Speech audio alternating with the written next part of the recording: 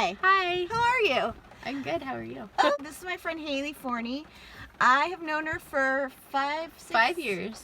5 years, and I'm interviewing her today. I'm Sarah Young from Spike of All Trades, and I am doing a series of creativity interviews with people who I believe to be creative. So that's me. That's Hayley.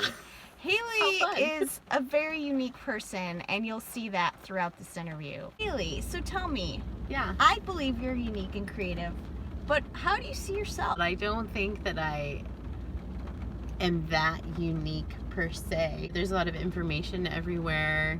People are sharing a lot of information now more than ever. Mm-hmm. So I think that if I didn't have the world at my fingertips all the time by having a smartphone, then I would maybe consider myself to be unique.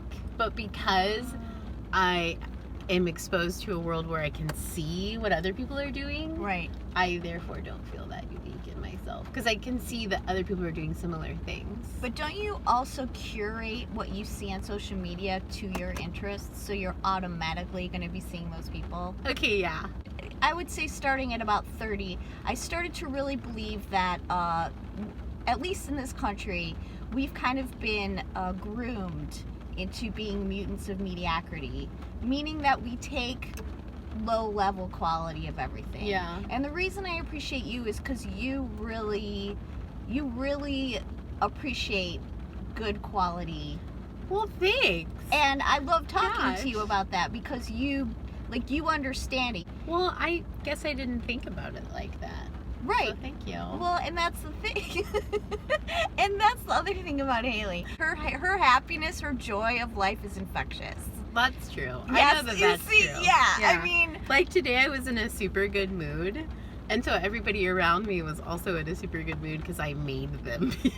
Yes, and that's the thing. I would say if I were to have an imaginary visual of Hayley, it would be her walking wherever she walks, it doesn't matter, and behind her, in her wake, flowers are blooming. Oh, gosh. With every footstep, after every foot comes up, flowers bloom. Wow. This is Hayley. And the reason I know Hayley is because we worked together. Yeah. Would you say that you've always been that way? Oh, yeah. And so from the... Because I'm a ham. Because I was in theater, you know? Oh. So it was like you turn it on. And being around people, I'm very much so an extrovert. I'm not an introvert. No. So I get the energy from other people and then I exude it out. When I'm having a conversation with you or around you, you inevitably have fun facts about everything. Well, thanks. And you say I try to be helpful. Yeah, and it's just you introduce information in such like a kind of like a gumball machine type way, like, oh my gosh, really? That's amazing. I love it. You know, like whatever it is, I love what you're telling me. This is hilarious. And so you have always been this kind of bright, cheery person, you say. Yeah. When did you become aware of that? And, like, do you feel like a superpower? Yeah, and, like, do you feel like you ever try to amplify it? Or is this just something that's, like, this is your groove, this is your sweet spot? Growing up, my mother was basically a single mom from the time I was 13 and up. And, like, before that, you know, I spent a lot of time with my grandmother, and she passed away when I was 11, and my dad passed away when I was 13, and my brothers have always been tumultuous people, and I think I felt like I had to compensate for that, and my mom also listened to a lot of Carole King, and she has a song on Tapestry where it's like, you've got to get up every morning with a smile on your face, and I thought, oh gosh, that's how you're supposed to live your life, right? Wow, like, I love that. And so I think that, I don't know if it just became this like projection of what I thought I was supposed to be like, and that just became my personality or what. Like my mom brainwashed me with folk music. Oh my goodness. But I also think that because they were just so dramatic and kind of traumatic people and constantly in trouble and constantly causing my mom a lot of stress. Oh, your brothers, right? Yeah, my brothers. I felt like I had to compensate for that. I had to be the one that was always fine, and you know, be normal, be happy, be cheery, be a bright spot. It's not like you're pressing down part of your personality to be this person. No. This is just really who you are. Yeah, and also I think, we all go through our moody blues times too, yeah. right? Yeah. And like I definitely have days where I'm not feeling great, but smiling and just, trying to be happier makes you feel that way. It's true. Yeah. And you definitely have that you have that spark. Thanks. Of even if you're not it's like this, like your smile, like really it lights you up. Well, thank you. And just being around you, I mean, I think we all know people like this where you are around a person, or you're going to be around a person and you look forward to it because their energy is so beneficial. I wouldn't even say it's so up or high. Yeah. I would just say it is just authentically lovely and welcoming. Like I always felt accepted just as I was by you, no matter what I was doing. Gosh. And as we that's know, what I go for. Well, and that's well done. I'm achieving my goals. I'll tell certain people I want to interview you for my creativity series, and some people are like, I'm not creative, and I'm just like, you're not creative, like, to you, but you're really actually incredibly creative. And it's just, we need to take a step back and understand that creativity isn't about like making things or, drawing or playing music. It's really about a life that you lead where you are creating it for yourself, where you're consciously taking the time to make choices that create a world around you in which you are very happy to engage in. Okay. What would you say to that? I'd say that I do that a lot. You do. I mean, actually, you're such... And so, you grew up in the Midwest, single mom, brothers were tumultuous. Mm-hmm. You became the...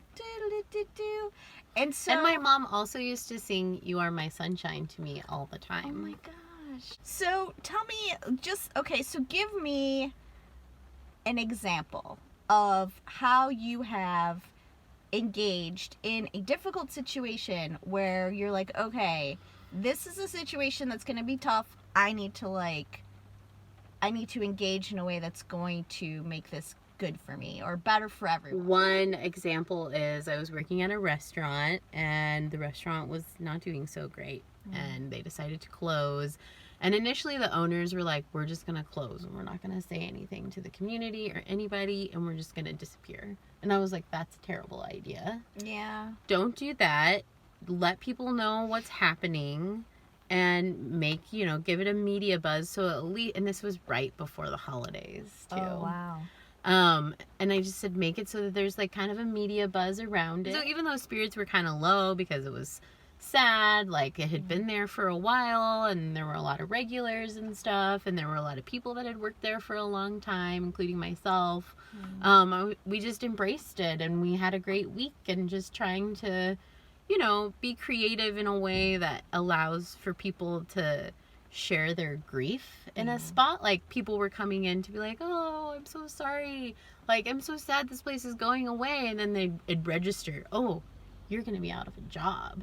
Yeah. Right. I'm sad that this place isn't going to be here anymore, but you're going to be out of work. Right. And then that kind of made them realize it, but you don't want people to feel bad. And the community really rallies around and helps to support in a really challenging time. Yeah, exactly. And I knew that that's what would happen. And so at that point in the place, were you like a management type person? Yeah, I was front of house manager at that point. And so you had the ability to change the course of that. Right. And turn it into a happy situation versus a really somber, sad thing where it was just like, and we're done. Doop. Yeah. See, and that's the thing. Endings are hard. Endings are hard. And especially when they're an ending that you don't really want. Mm-hmm. And so trying to make something more of an ending it's better. It helps in life in general. And I think it's like when someone passes away, or maybe you have a pet that passes away, you have a funeral, you have a grieving period, you do all of those things, because humans are really ritualistic. People are, and it's just an innate thing that I think a lot of people take for granted. Yes. Like, I hear so many people say, oh, I don't want to do all of that.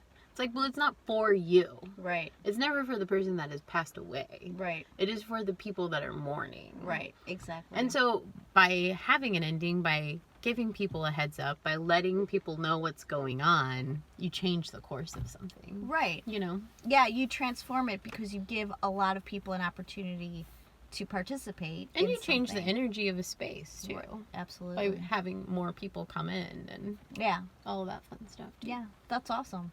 Yeah, so there's an example. That's a good example. Thanks. So, since we're on this topic of endings, Yes. Do you ever think about dying? Yeah. And what do you like? Can you give me like some high points, low points, whatever? Well, I definitely want to have a New Orleans style funeral. I guess I don't think about dying so much as I think about what kind of funeral would I have, because I grew up Catholic. So it's not like the end of life so much as the party after you're dead. Got it. Go ahead. I want there to be a party. Right. And I want everyone to be crying on the way to the cemetery or to the church or whatever. And we will. And everyone will. Yes. Right? And then afterwards, I want it to be a celebration on the way to the cemetery. That's awesome. And to be a big party, like a jazz funeral. A jazz funeral. So cool. You want a big party. Yeah, when As I your pass funeral. away. But you don't think about like the end of your life necessarily, just that it's coming, and you just want people to celebrate your life. Yeah, I think that when I die, I'm hoping that it will be later in my life and I will have accomplished the things that I want to do. And you know, I don't want to be dying and be like, oh, I regret that I never did this or that or said this to this person or whatever, because there's really no time for those kind of regrets. Like, you can't do anything about it. No. So it's important to live your life. I think I focus more on what kind of life am I living, or what kind of life do I want to live, and how do I create that for myself. Yeah. Right? That's awesome. I do pick that up from you, actually. Thanks. You do it seems like you take the time to make conscious choices about your life. Yeah. I think you have to. Because, life is for living. You do, it would be good, but I feel honestly like very often we're pushed into making decisions at such a fast pace that we often don't make the right ones. Right? I feel like a lot of humans are at this frenzied pace. They're going so quickly through so much and slowing down is really kind of looked down upon in our culture. Yeah. Like being... Well, everyone, they glorify being busy. Right. Yeah. And so... Oh, how are you? Oh, I've been so busy. Yeah. No one cares about how busy you are. They want to know how you are. Indeed. My family has a history of being in the theater. Like, my cousin was a movie star in the 1950s, and then No way, our that's town awesome. has a lot of actors that are from. I'm from Danville, Illinois, and that's where Dick Van Dyke You is are from. not from Danville, Illinois. Yeah. I was roommates with a girl in college from Danville, and she hated my oatmeal. She ate Pop-Tarts. Yeah, of And course I- she did. and I She's had from Danville. I had never had a Pop-Tart before in my life, and so she was like, you should just try this. And I was like, all right, and I put it in my mouth. I didn't put it in the toaster. I was like, this is so awful. She's like, you're supposed to toast it. And I was like, literally toasting is not going to get this to the place where I'm going to want to eat it. Like, toasting this doesn't make it good or right. That's amazing. And from that point on, we just didn't have a good That relationship. was the end. Yeah. I wanted to make sure I interviewed Hayley because she's leaving the PNW Bye-bye. and moving back to the Midwest. Yeah. And Hayley, Yes, is there Sarah. any parting wisdom or advice you'd like to leave for me and all 10 of my followers?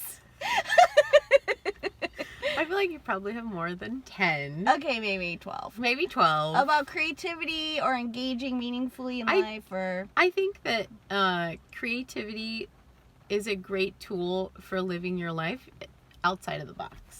Oh. So, keep doing what you like to do and be yourself, and everything, just let it come naturally. Don't try to force it. That's good advice. Thank you, Hayley. You're welcome. Yeah. Oh, peace. Part of peaceful.